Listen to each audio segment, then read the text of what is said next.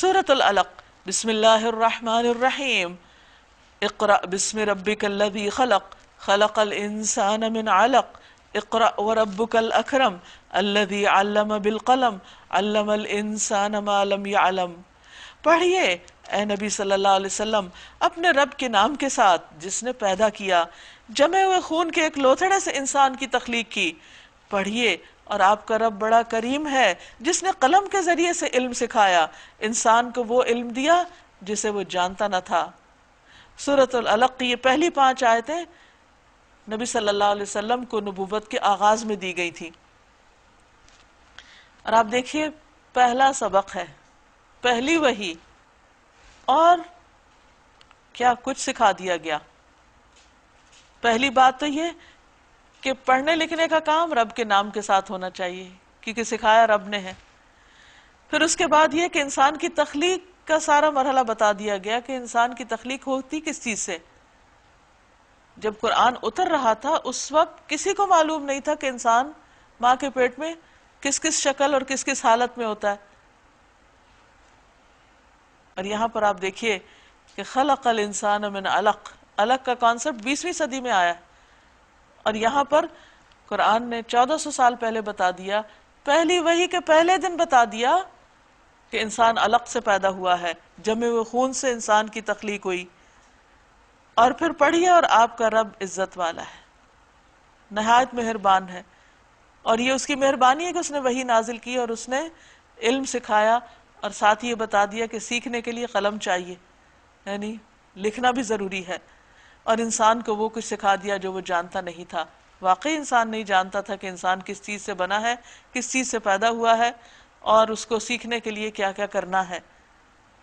تو اس سے یہ بات بھی پتہ چلتی ہے کہ ہمارا دین دنیا کو ساتھ لے کر چلتا ہے، دنیا کے بارے میں صحیح نقطہ نظر دیتا ہے، غور و فکر کی دعوت دیتا ہے۔ یہ کوئی بلائنڈ فیتھ نہیں ہے، آنکھیں بند کر کے اپنے پیچھے چلنے کو نہیں کہتا، بلکہ سب سے پہلے پڑھنے لکھنے کا ہی سبق دیتا ہے۔ ان آیتوں میں پڑھنے اور لکھنے دونوں کا ذکر ہے، لیکن افسوس یہ کہ مسلمان اس وقت پہلا ہی سبق بھول گئے، یعنی پڑھنے لکھنے کا، جبکہ علم حاصل کرنا ہر مسلمان پہ فرض ہے، لازم ہے اس کے لیے سیکھنا۔ تو اس لیے سیکھنے سکھانے کے لیے جو کوششیں ہم سب پر لازم ہیں، سب کے لیے ضروری ہیں، ان کو مزید تیز کر دینا چاہیے۔ کلا ان الانسان لیطغی، ہرگز نہیں، انسان سرکشی کرتا ہے، اس بنا پر کہ وہ اپنے آپ کو بے نیاز دیکھتا ہے کہ کوئی پوچھنے والا نہیں۔ پلٹنا یقیناً تیرے رب ہی کی طرف ہے۔ تم نے دیکھا اس شخص کو جو ایک بندے کو منع کرتا ہے جبکہ وہ نماز پڑھتا ہو؟ ابو جہل کی طرف اشارہ ہے جس کو نبی صلی اللہ علیہ وسلم کی نماز پسند نہیں تھی۔ تمہارا کیا خیال ہے اگر وہ بندہ راہ راست پر ہو، یعنی محمد صلی اللہ علیہ وسلم سیدھے راستے پر ہوں یا پرہیزگاری کی تلقین کرتے ہوں؟ تمہارا کیا خیال ہے اگر یہ منع کرنے والا شخص جھٹلاتا ہے اور منہ موڑتا ہے؟ کیا وہ نہیں جانتا کہ اللہ دیکھ رہا ہے؟ ہرگز نہیں، اگر وہ باز نہ آیا تو ہم اس کی پیشانی کے بال پکڑیں گے اور بال پکڑ کر اس کو کھینچیں گے۔ کلا، ہرگز نہیں، لئن لم ينتہ لنسفعا بالناصیہ، ہم اس کی پیشانی کے بال پکڑ کر اسے کھینچیں گے، اس پیشانی کو جو جھوٹی اور سخت خطا کار ہے۔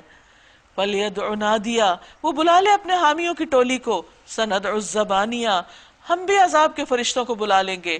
کلا لا تطعہ واسجد واقترب، ہرگز نہیں، اس کی بات مت مانیے اور سجدہ کیجئے اور اپنے رب کا قرب حاصل کیجئے۔ سجدہ سے مراد نماز ہے، یعنی جو نماز سے روکتا ہے آپ اس کی بات نہیں مانیے بلکہ بے خوف ہو کر نماز پڑھیے۔ اگر یہ آپ کو تنگ کرے گا تو اللہ اس سے نبٹنے کے لیے کافی ہے۔ حدیث میں آتا ہے کہ مسلمان، ایک بندہ مومن سب سے زیادہ اپنے رب سے قریب سجدے کی حالت میں ہوتا ہے۔ تو یہ بھی آتا ہے کہ انسان کو اس وقت زیادہ دعا کرنی چاہیے کیونکہ قرب اللہ کا جب نصیب ہو تو اللہ سے مانگنا چاہیے۔ اور یہ کہ نبی صلی اللہ علیہ وسلم جب یہ آیت پڑھتے تھے تو سجدہ تلاوت ادا فرماتے تھے۔